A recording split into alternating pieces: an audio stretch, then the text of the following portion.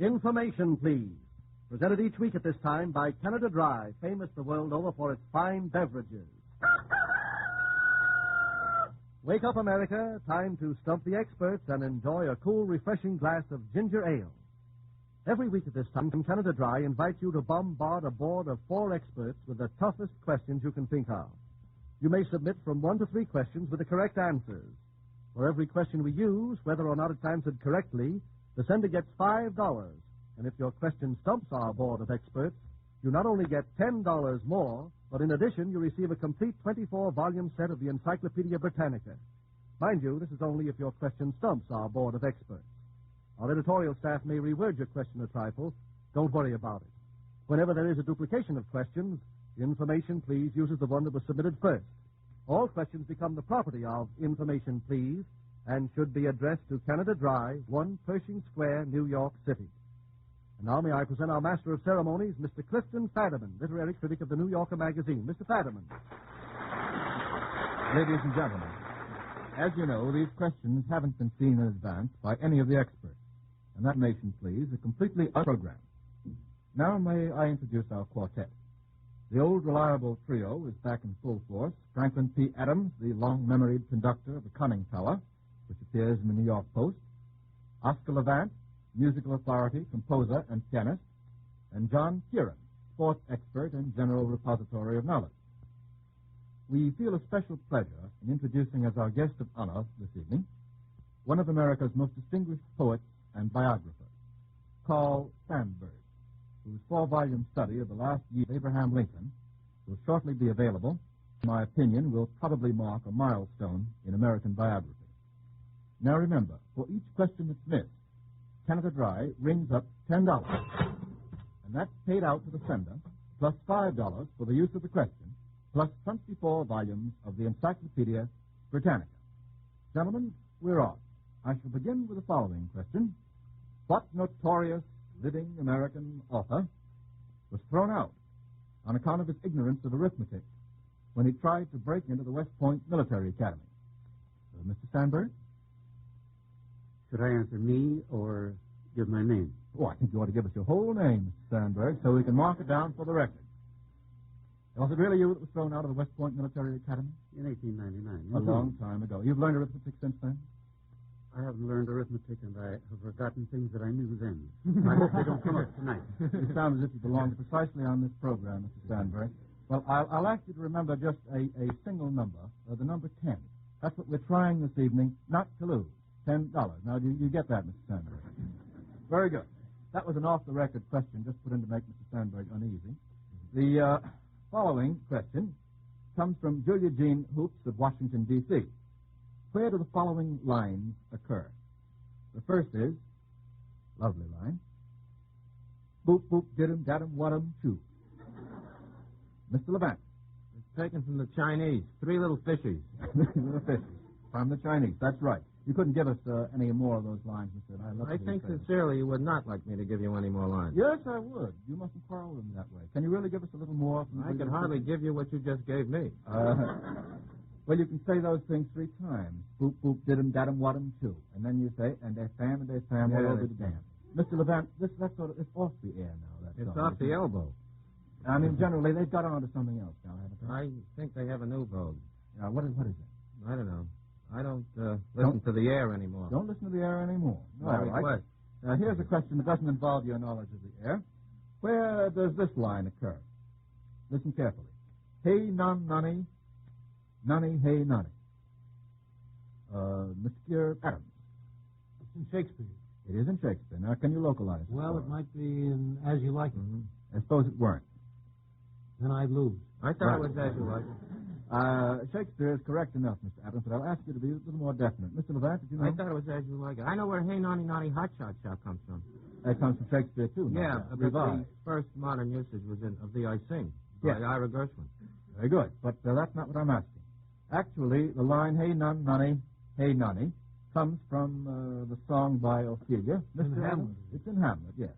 That's right. They bore him barefaced on the bier, she sings. Hey Nunny, hey Nunny, and in his grave rained many a tear, and so forth. But whether I should let that go, Mr. Adams, you think I should give you the $10 or me the $10? Or? No, I wouldn't give anybody. don't. Well, I have to give it to Miss Hoops. How about this one? E-I-E-I-O. Where does that line come from? Mr. Kieran. Old MacDonald had a farm. E-I-E-I-O.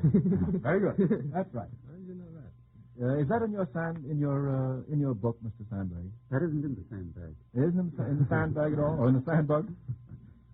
E-I-E-I-O is from the old song, Old MacDonald Had a Farm. That gives us 2 out of 3, not quite enough, so that $10 plus 24 volumes of the encyclopedia go out to Miss Hoops. See what you can do on this one, gentlemen. This comes from Miss Mildred Knowles of Waltham, Massachusetts.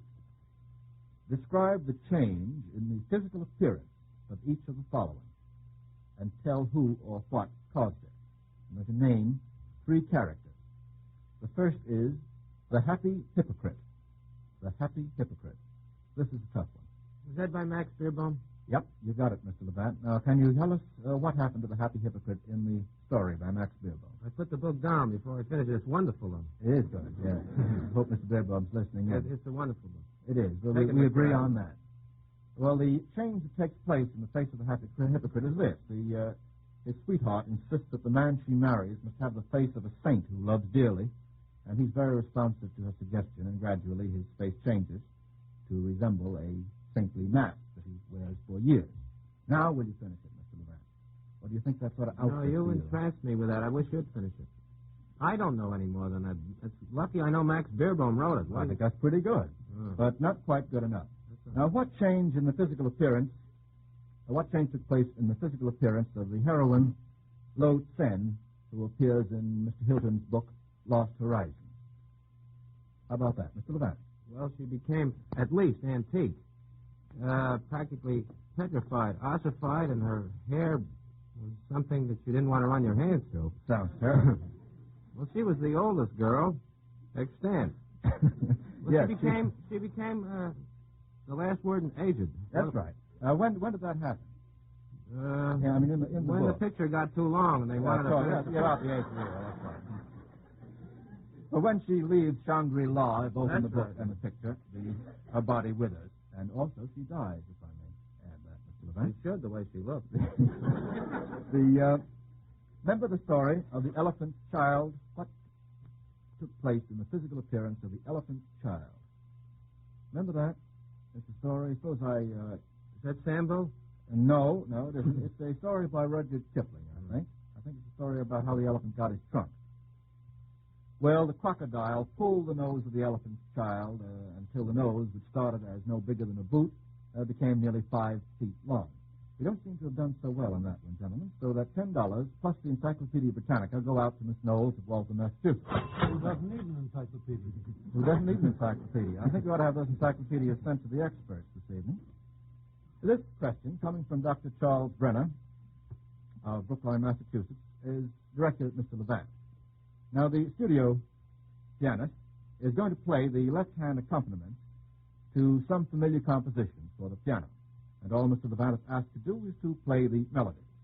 We'll have the first left-hand accompaniment. You'll identify it for us, too, Mr. Levant.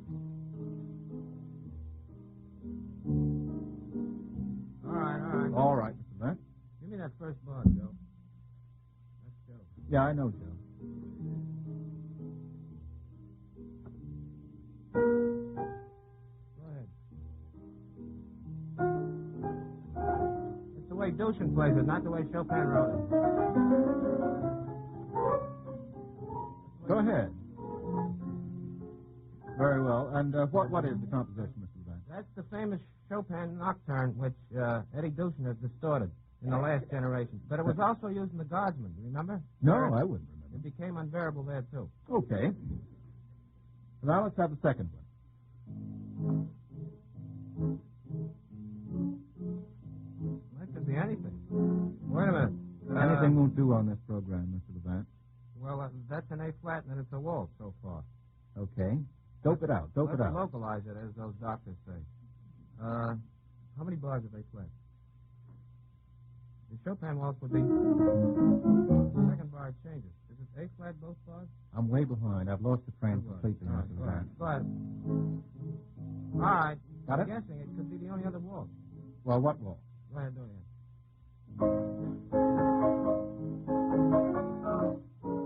about it, right? Brahms. Yes, Brahms, the Waltz in A Used for a flat. bubble dance.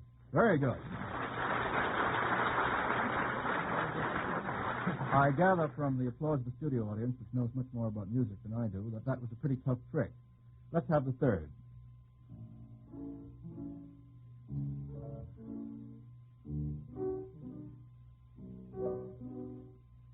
I don't know. That's kind of a little too cute for me. I don't know what that is. All right. Want to take a try at it? Well, it could be a lot of things. It could be a lot of things. Yeah, it has no special personality. Want to have it done again? I don't know. All right, let's have it. Yes, let's have the whole thing.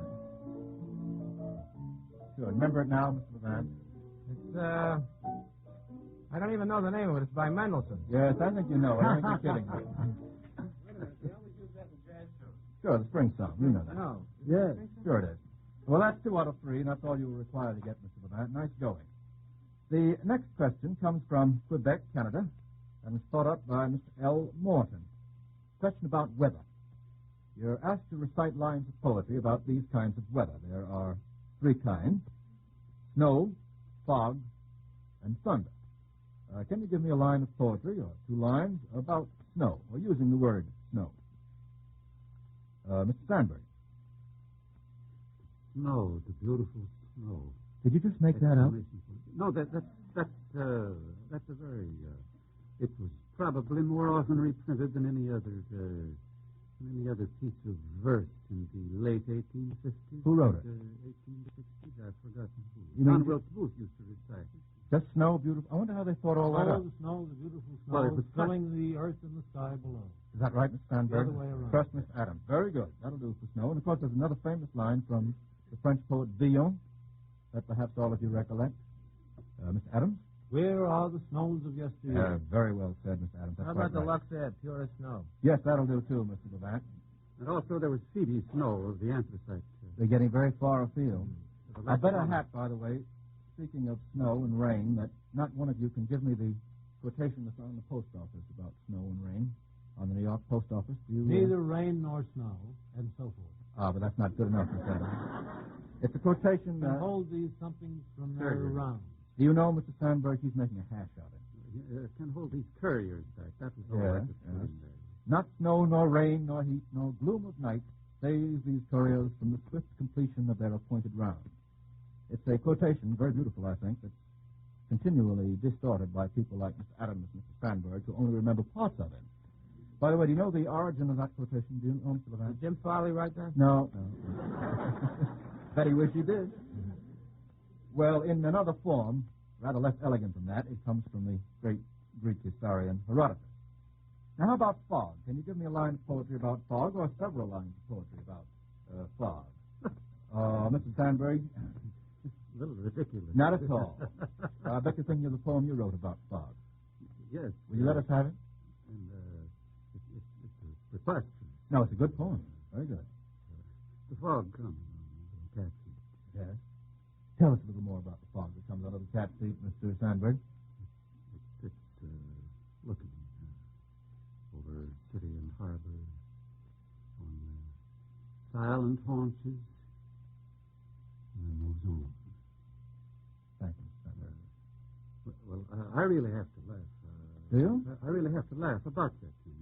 You don't think that's a very good poem? I was trying to get an interview with a judge of a juvenile court in the Cook County Courthouse in Chicago, and I wrote that in about 5 minutes. And now it's an indispensable item in all the anthologies, and I meet every week 5 or 6 people who know only that out of all I've ever written. That's very irritating. That's all that they know out of all that I've written, and the various. Boy, I'd settle for that. I think it was one of the best 5 minutes you ever spent, Mr. Sandburg, in spite of the fact that people don't often know many of the other poems. Mr. Adams. I know a fog one. All right, let's have it. It was in the fourth reader. Mr. Adams knows all the facts. Dusty and raw was the morning. A fog hung over the seas. When Pablo of San Diego Rode down on the inland breeze. See, that's beautiful. That's beautiful, Mr. Adams. Ever hear that? I hope your old fourth-grade teacher is listening in on you this evening, Mr. Adams. What were you going to say, Mr. Levant? That's a derivative of being in a fog. Pablo was in a fog. Thanks for explaining it. How about thunder? Can we get a poem, a line of poetry, Mr. Kieran? Cannon to right of them, cannon to left of them, volleyed and thunder. That's a dandy. From Tennyson. Now, Mr. Levant. How about on the road to Mandalay? What's wrong with it? What's The wrong dawn broke. I don't know. It's too dramatic. What is it? Came up like thunder? Mm-hmm. I always leave after that. Well, the next line is out of China across the bay. That's I hate right. to believe ignorant. Yes. And there's Chris Morley's Thunder on the Left. Is that from a line of poetry, Mr. No, that's merely the title of But it may be from some... the title of the novel. Yes, I know, but it may be a quotation from a line of poetry. I don't know. Well, Thunder Over the Bronx is a novel, too. Yes, it's a book, not a novel. Short story. Well, we're all right on weather. Now, what can we do with this? Mr. M.A. Wilson of San Francisco, California, asks you to use the titles of books or plays or movies or poems and staff an army with officers of 3 different ranks. For example, The Little Colonel, which is both a book and a movie in which Shirley Temple played, would give us a colonel. Now, you can't use colonel. Let's have 3 other ranks. Mr. Levant had his hand up first. Captain Miles Standish. The Courtship of Captain Miles Standish. How about it, Mr. Adams? No captain. No, it's The Courtship Well, of I Miles Standish. disappointed him, a captain. Sorry. Mr. Kieran. Soldiers 3 by Rudyard Kipling. That's a start. Yes, but soldier is not a rank. Isn't that a general term? It would have to be a specific rank, you see, like colonel. Or private. You know. Yes, but they weren't called private 3. Mr. Sandburg, you had your hand up. Whitman's poem, Captain, My Captain. Very good. Yes, that gives us 2 captains, really. That's captain. Now let's get 2 more. Mr. Levant. The general dies at dawn. Very good. Yes, the name of the movie. That gives us a captain and a general. See if we can get another military grade. Mr. Sandburg. Generals die in bed. Yes, I'd like to get off the generals for the moment. We can see if we can't get a major or possibly a sergeant. Sergeant Sledge. That's not the name of a book, though. Mr. Kieran. The case of Sergeant Grisha.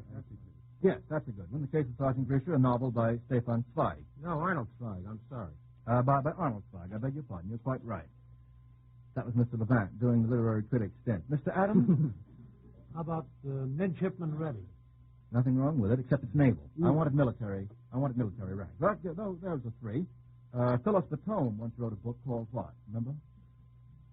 Good book. It appeared in the movies, too. Private Worlds, I think it was. By an extension, we can let that in. All Major right. Barbara, all right. Pardon? Major Barbara. Oh, yes, very good. Major Barbara by George Bernard Shaw. Well, it's time now to check over the cash disbursement. So far, the stumpers have removed $20 from the Canada Dry kitty. And now the chair recognizes the gentleman from Canada Dry, Mr. Milton Cross. Thank you. Every week, Mr. Fadiman repeats the true fact that the experts who attempt to answer the information police questions do so spontaneously and without rehearsal. However, the exact opposite is true of the experts who supervise the making of Canada Dry ginger ale. Every minute of the time, they know exactly what's coming next. For Canada Dry has a knowing expert in charge of every step, from the purchasing of the finest ginger in Jamaica to the final action of bottling this delicious beverage. And the result of all this studied preparation and teamwork by the laboratory and bottling experts is the purest and best-tasting ginger ale that money can buy. That's why Canada Dry is the favorite ginger ale in hospitals, hotels, and homes all over the world. Get a supply of Canada Dry as soon as possible. Serve it often in your home so that your family and friends may enjoy ginger ale at its very best. Mr. Cross, your expert description of the expert's work was delivered in exactly 55 seconds. And now suppose we begin the second half of the program this evening with a very simple question, I think, from Mr. F. Stone of Atlanta, Georgia. Now, you all know it's easy to name flowers with girls' names.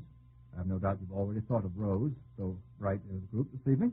I'll ask you, however, to name 5 with masculine names or nicknames as part of the flower's name. Let's have at least 5. Mr. Kieran, have his hand up first.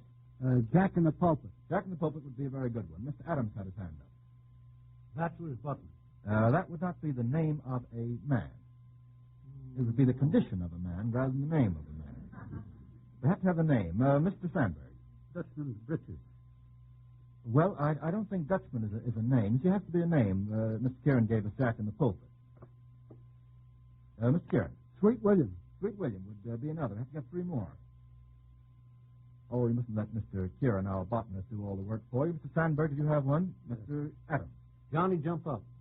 Is that a flower, Mr. Kieran? Yes, sir. Okay, that's 3. It's like a type of viola, I believe. Never heard Isn't of that a any musical of these instrument? That gives us 3. Oh, let me think of Mr. Sandburg. There's a John of My Dreams or John of My something or other. Is there really? Yes. I don't know. You'll make it sound very convincing. Would that be right, Mr. Kieran? What was it? John of My Dreams? I don't know it. I think the poet John of Mr. My- Sandburg I'm not must it, have thought that anyhow. up. I know a fellow named Violet, but that's as far as I can go. Well, I think maybe that's far enough in some cases. Wait a minute. Mr. Kieran. St. John's wood. That's a flower. Very Yes. common Very, flower. very true. We've got a great many Johns, Mr. Kieran. Not very modest of you, as a matter of fact. How about goldenrod? Isn't there a Rod LaRoque in Mr. Levant's motion picture world? Goldenrod would do. Is there something called Wake Robin? Yes, there is. It's Robin. trillium. Robin, yes. Robin is the name of a man. Frank? Mr. Sandburg? Frankincense? Gee whiz, I think we'll end on that one. All right. Good enough. The next question comes from Seattle, Washington, from Mr. Eric Fennell. How did the following song characters meet their death? Now, you can tell me by singing or by playing, if you wish, or in any way that you wish. Casey Jones, how did he meet his death? Casey Jones. Mr. Kieran. In a railroad crash. In a railroad crash. Can you... 2 locomotives going to bump. Go ahead, gentlemen. Don't let me interrupt you. Casey said, Go ahead, Mr. Kieran. just before he died, there's 2 more roads that I like to ride. What are they, babe? Why, the Southern Pacific and the Santa Fe. The engineer says, what can they be? I'd like- Pacific and the Santa Fe. Oh. I'd love to have this colloquy continued. Like to hear these songs again, Mr. Sandberg? Aren't they pretty good? I should tell the radio audience, if you don't already know it, Mr. Sandberg is really the expert on this sort of thing. He's just been listening to Mr. Adams and Mr. Kieran with a sympathetic smile on his face. How did Johnny meet his death? Mr. Levant. That's Frankie and Johnny, huh? I guess so. How did Johnny It meet was his in death? St. Louis. Shot him in the back. Yeah. By what kind of a pistol? I don't know. Don't know the bore, do you? Mr. Sandberg. Foo-de-foo. Foo-de-foo. That's right, Mr. Sandberg. Thank you very much. And how did Miss Otis meet her death? Miss Otis? What is that, Miss Otis presents? Regret. No. Oh, regret. I think so, Mr. Levant. Do you know? She was a bore, evidently. No, I don't think. Mr. Adams? Don't know that song? Miss Otis regrets. Well, you're supposed to get 2 out of 3 on this one. We have gotten 2. She was hanged from a willow tree by a mob. The mob came and got and dragged her from the jail, madam. They strung her upon the old willow across the way. And the moment before she died, she lifted her lovely head. Madam, Miss Otis regrets she won't be able to lunch today. Remember that? 2 out of 3. See what you can do with this one. From James W. Burke of North Amherst, Massachusetts. Name the city from which the following famous travelers started their voyages. The first is Gulliver, hero of Gulliver's Travels. The author started from London. The author started from London. Yeah. So how about Gulliver himself? Started from what port? Matter of fact, he started from 2 different ports and 2 different voyages. Lilliput. I beg pardon? Lilliput. Lilyport? I think not, Mr. Adams. No, that was his destination. That was one of his destinations. He sailed from Bristol. And in another case, he sailed from Portsmouth. That's one wrong. We're supposed to get 2 out of 3 on this. What city did Sinbad start from on his famous voyages?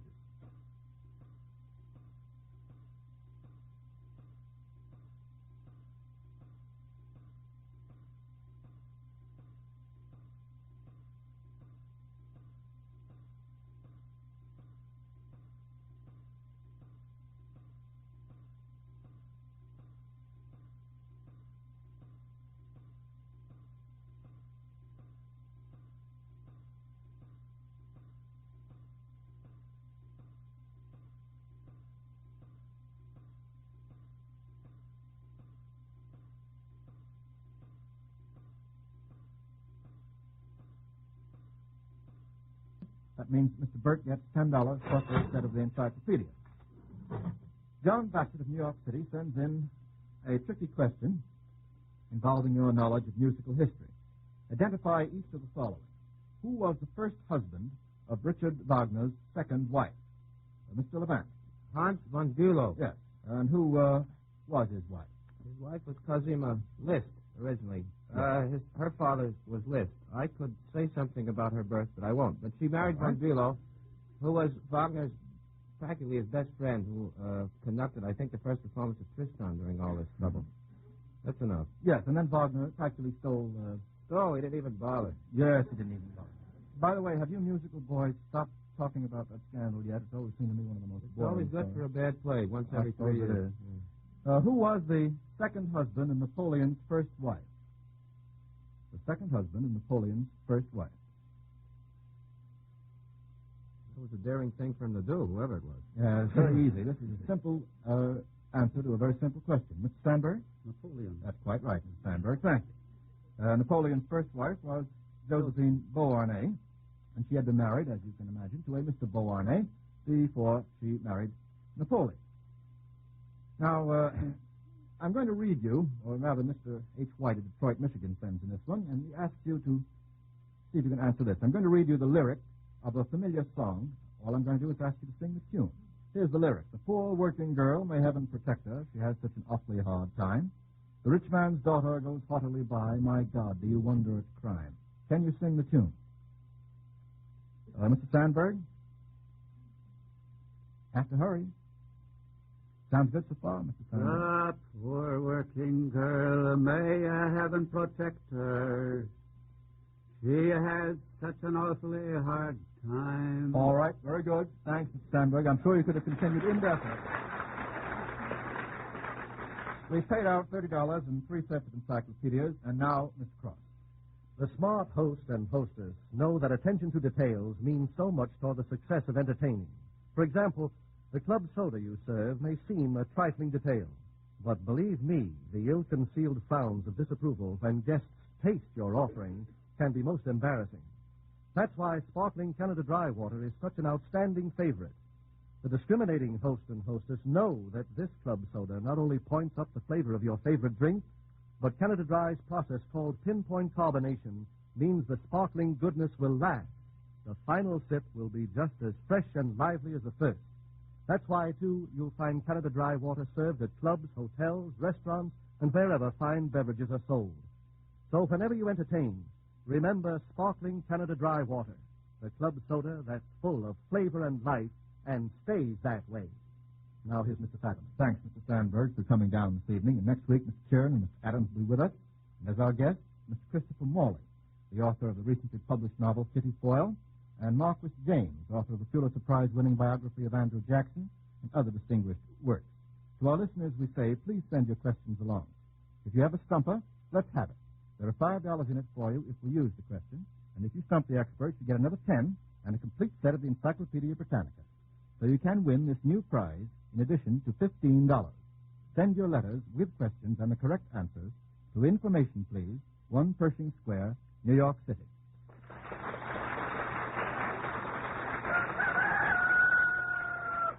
Remember, Canada Dry Ginger Ale, Sparkling Water, Tom Collins Mixer, and Lime Ricky come in convenient sizes. Why don't you check your supply right away? The large family size is economical, costing only 15 cents plus bottle deposit. This is Milton Cross saying good night for Canada Dry until next week at this time.